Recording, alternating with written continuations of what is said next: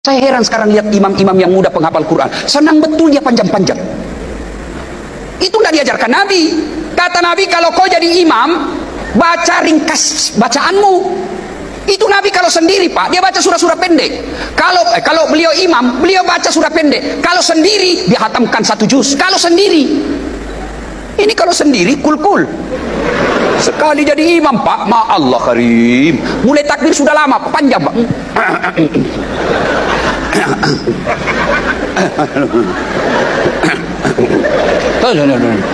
Apa lama betul? Kalau jadi imam, kata Nabi, ringkaskan.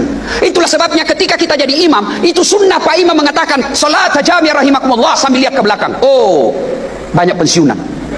Jangan kau siksa orang tua. Mana kasihan orang tua setengah mati, jatuh, mati lagi. Waduh. Naik lagi kepalanya, belum selesai, jatuh lah.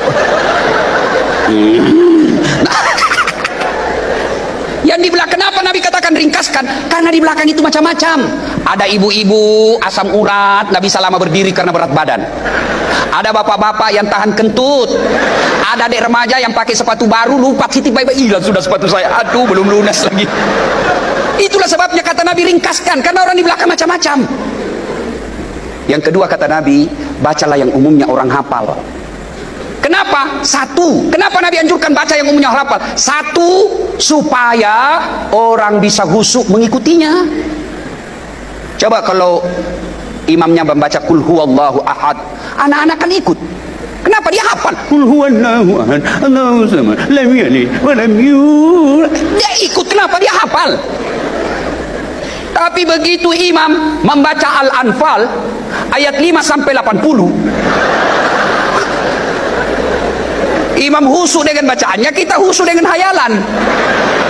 Kita mau ikut, tidak dihafal. Kita mau ruku, belum selesai, terpaksa kita baca semua pengumuman di dinding.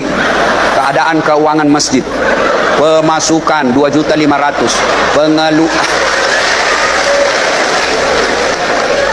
Belum juga selesai, kalender lagi dibaca, Persatuan Guru Republik Indonesia. Belum juga selesai, baju lagi orang dibaca di depan kita, Pak, caleg DPR RI nomor. La ilaha illallah. Siapa salah? Siapa salah? Imam.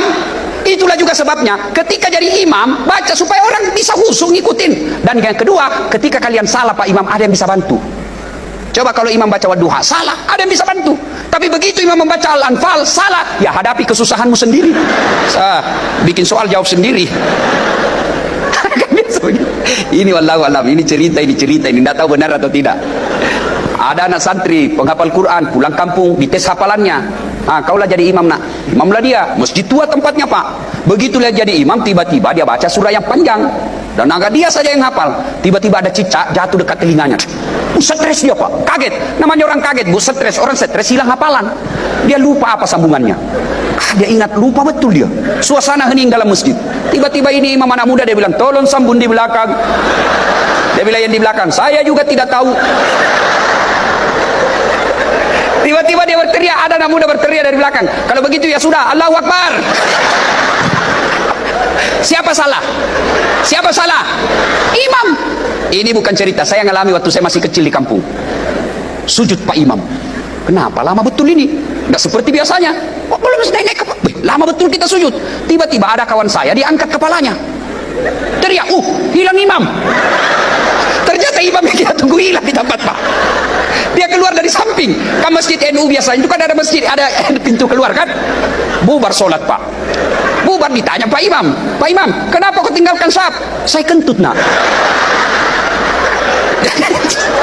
Dia bilang, Pak Imam, lain kali kalau kau kentut, kasih naik kepala supaya kita lihat kau diganti. Dia bilang, sengaja nak, saya malu kau tahu.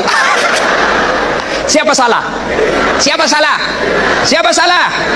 Imam. Dalam fikih sholat jamaah diterjemahkan ke dalam berkehidupan bermasyarakat.